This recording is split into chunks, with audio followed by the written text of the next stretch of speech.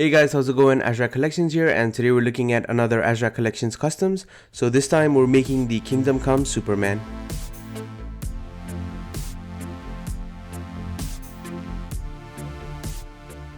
So first off, I would like to apologize for being so late to this video. I've been trying to make Kingdom Come Superman for quite a while, but what had happened was when I originally did my video for this Superman, my camera for some reason just decided to not save the files. So yeah, I lost all my recordings and I had to redo it. So now I have like 3 different versions of Kingdom Come Superman, but at least we've got a really good tutorial for you guys now. So let's get into it. So before we begin, a quick history on Kingdom Come Superman. He was introduced in Kingdom Come #1 in May of 1996 and was created by Mark Waid and Alex Ross. So obviously the art was by Alex Ross.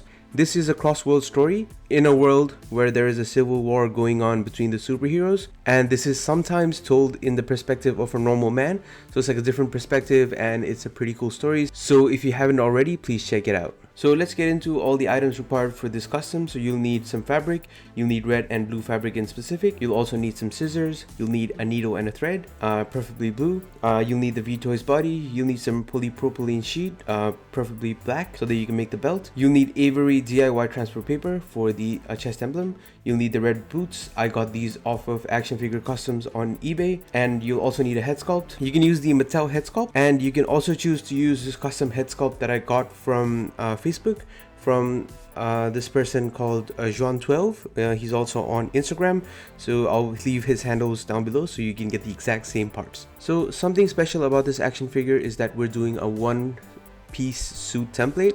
So this suit basically wraps around the figure and there's only like one piece. You don't have to stitch together 2 parts and then make them work like top and bottom.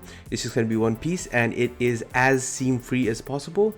So this is something that I had put a lot of R&D time in to come up with, so hopefully you enjoy this. I'll also put up like other versions of this template. This I would say is like a intermediate level, so it's a little bit difficult, but if you keep trying, it shouldn't be that difficult. It's still doable, and I think I would say it would take me around 2 to 4 hours to get this complete. So with enough practice you could also get to some kind of a similar time range.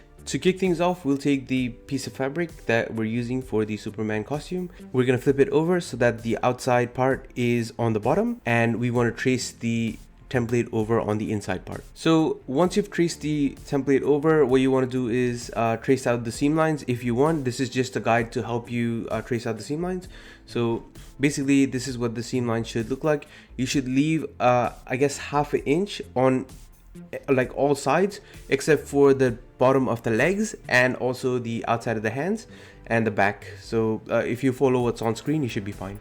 So once that's done, we can cut out the fabric. So basically I used a pair of scissors and cut out the seam lines as I kind of drew it onto the piece of fabric. So this is what it should look like. So this is a misstep on my part. You should not be stitching first. If you can, definitely iron on the chest emblem first, but yeah, basically once you've ironed it on, this is what it looked like. I've done it in reverse, but I'm editing it now, so I'm just realizing that I should have done it before. But basically what you want to do is start stitching the pant crotch piece first. So this is where you have to stitch. So this is what your template should look like now once you've done the stitching. So once you've stitched that, lay your fabric on the side and basically stitch up the leg and down the other leg. So basically this is what you want to do. So this is what your pants should look like once you've done stitching on the leg pieces, and now you can basically cut off the excess fabric on the legs.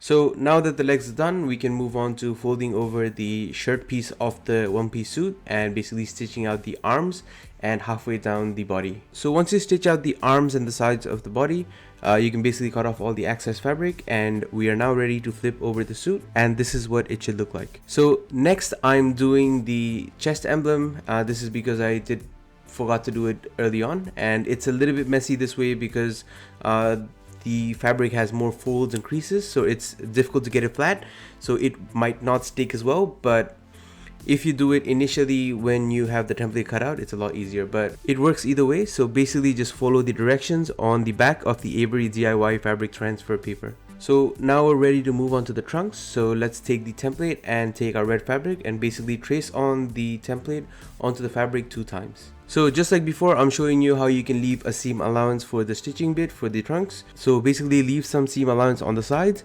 and you can also leave some seam allowance for the hemming and also the bottom.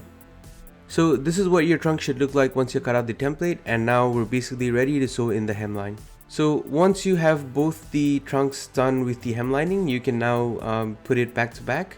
So you can stitch on the sides and the bottom, and once you stitch that on, you basically flip the trunks over and your trunks are done.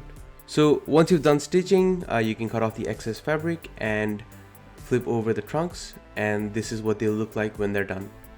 So next we'll move on to the belt. We'll take some scrap fabric that's remaining from the trunks that we've just done, cut off as many small pieces as we can. These are for the belt loops, and we'll take our polypropylene sheet, basically cut out a thin strip, and then glue the belt loops onto the belt.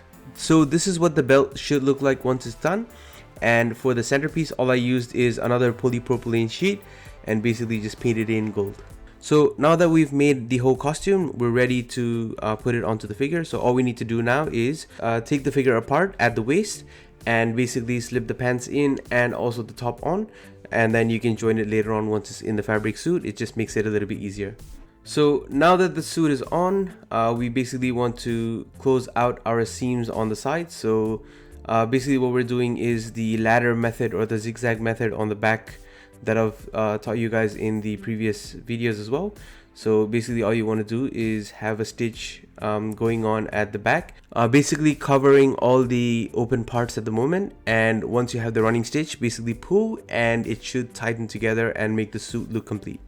So once the back is done, we're basically ready to move on to putting the trunks onto the figure, and it shouldn't be that difficult. It's just simple enough, and you can also stick on the belt using some glue at the back. So next we're going to sketch out the cape template onto the red fabric and basically cut it out and install it as our cape.